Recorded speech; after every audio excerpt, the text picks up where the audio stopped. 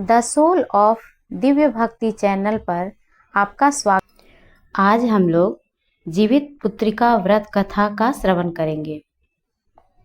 तो आइए सुनते हैं।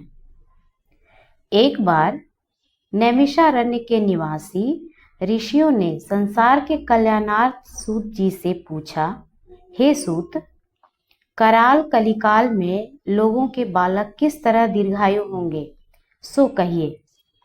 सूत जी बोले, जब द्वापर का अंत और कलयुग का आरंभ था, उसी समय बहुत सी शोकाकुल स्त्रियों ने आपस में सलाह की, क्या इस कली में माता के जीवित रहते पुत्र मर जाएंगे। जब वे आपस में कुछ निर्णय नहीं कर सकी, तब गौतम जी के पास पूछने के लिए गईं। जब उनके पास पहुंची तो उस समय गौतम जी आनंद के साथ बैठे थे। उनके सामने जाकर उन्होंने मस्तक झुकाकर प्रणाम किया। तदंतर स्त्रियों ने पूछा, हे प्रभु, इस कलयुग में लोगों के पुत्र किस तरह जीवित रहेंगे। इसके लिए कोई व्रत या तप हो तो कृपा करके बताइए। इस तरह उनकी बात सुनकर गौतम जी बोले, आपसे मैं वही बात कहूंगा जो मैंने पहले से सुन रखी है। गौतम जी ने कहा, जब महाभारत युद्ध का अंत हो गया और द्रोण पुत्र अश्वत्थामा के द्वारा अपने बेटों को मरा देखकर सब पांडव बड़े दुखी हुए, तो पुत्र के शोक से व्याकुल होकर द्रौपदी अपनी सखियों के साथ ब्राह्मण श्रेष्ठ धौम्य के पास गई और उसने धौम्य से कहा, हे विपेंद्र, कौन सा उपाय करने से बच्चे दीर्घायु हो सकते हैं, कृपा करके ठीक ठीक कहिए। धौम्य बोले, सतयुग में सत्य वचन बोलने वाला, सत्याचरण करने वाला समदर्शी जिमूतवाहन नामक एक राजा था। एक बार वह अपनी स्त्री के साथ अपनी ससुराल गया और वहीं रहने लगा।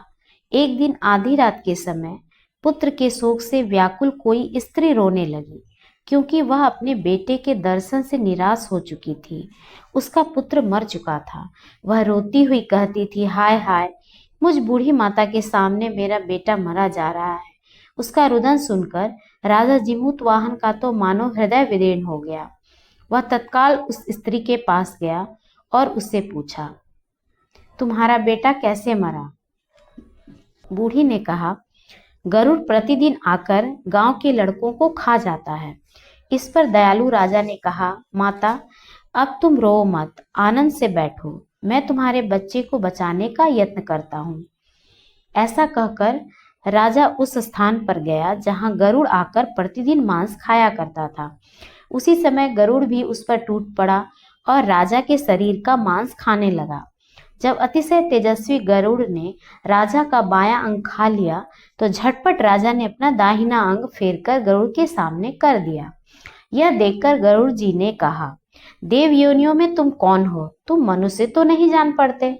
अच्छा, अपना जन्म और कुल बताओ। पीड़ा से व्याकुल मन वाले राजा ने कहा, हे पक्षीराज, इस तरह के प्रश्न करना व्यर्थ है। तुम अपनी इच्छा भर मेरा मांस खाओ। यह सुनकर गरुड़ रुक गए और बड़े आदर से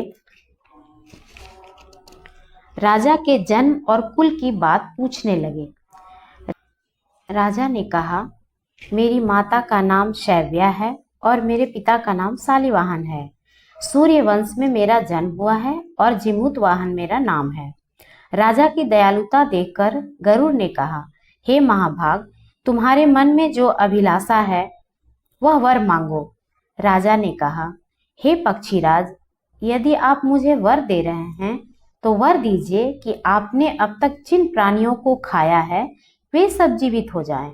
हे स्वामिन, अब से आप यहाँ बालकों को न खाएं और कोई ऐसा उपाय करें कि जहाँ जो उत्पन्न हो वे लोग बहुत दिनों तक जीवित रहें। धौम्य ने कहा कि पक्षीराज गरुड़ राजा को वरदान देकर स्वयं अमृत के लिए नागलोक चले गए। वहां से अमृत लाकर उन्होंने उन मरे मनुष्यों की हड्डियों पर बरसाया। ऐसा करने से सब लोग जीवित हो गए जिनको कि पहले गरुड़ ने खाया था। राजा के त्याग और गरुड़ की कृपा से वहां वालों का बहुत कष्ट दूर हो गया। उस समय राजा के शरीर की शोभा दूनी हो गई थी। राजा की दयालुता देखकर गरुड़ ने फिर कहा, मैं संसार के कल्याणार्थ एक और वरदान दूंगा। आज आश्विन कृष्ण सप्तमी से रहित शुभ अष्टमी तिथि है। आज ही तुम यहाँ के प्रजा को जीवन दान दिया है। हे वत्स, अब से यह दिन ब्रह्म भाव हो गया है, जो मूर्ति वेद से विविध नामों से विख्यात है। वही त्रैलोक्य से पूजित दुर्गा अमृत प्राप्त करने के अर्थ में जीवित पुत्रिका कहलाई है। सो इस तिथि को जो स्त्रियां उस जीवित पुत्रिका की और कुश की आकृति बनाकर तुम्हारी पूजा करेंगी, तो दिनों दिन उनका सौभाग्य बढ़ता जाएगा और वंश की भी बढ़ोतरी होगी। हे महाभाग, उस विषय में विचार करने की भी आवश्यकता नहीं है।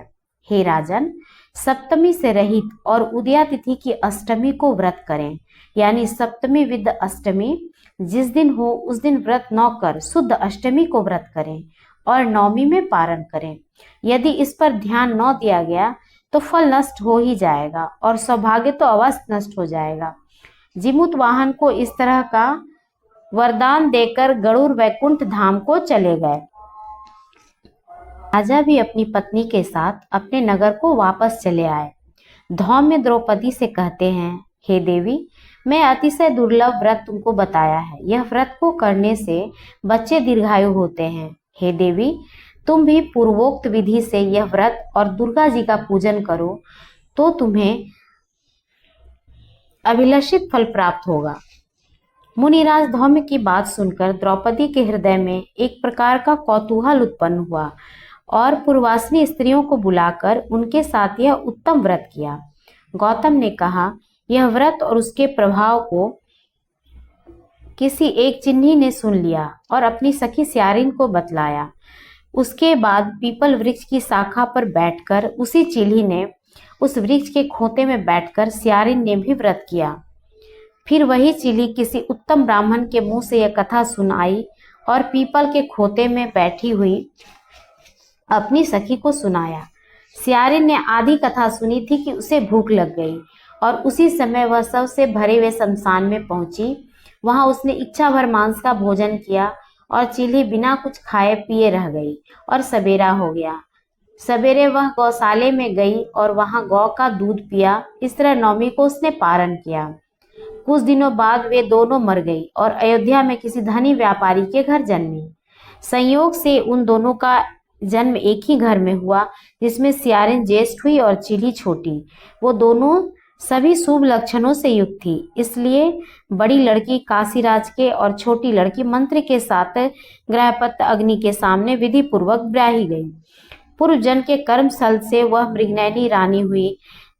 जिस किसी भी संतान को उत्पन्न करती वह मर जाती और पूर्व जन्म की बातों को स्मरण करने वाली मंत्री की पत्नी ने अष्ट वसुओं के सदृश तेजस्वी 8 बेटे उत्पन्न किए और सभी जीवित रह गए। अपनी बहन के पुत्रों को देखकर वह ईर्ष्यावश राजपत्नी ने अपनी स्वामी से कहा, यदि तुम मुझे जीवित रखना चाहते हो तो मंत्री के भी पुत्रों को उसी जगह भेजो जहां मेरे बेटे गए हैं, अर्थात इन्हें मार डालो।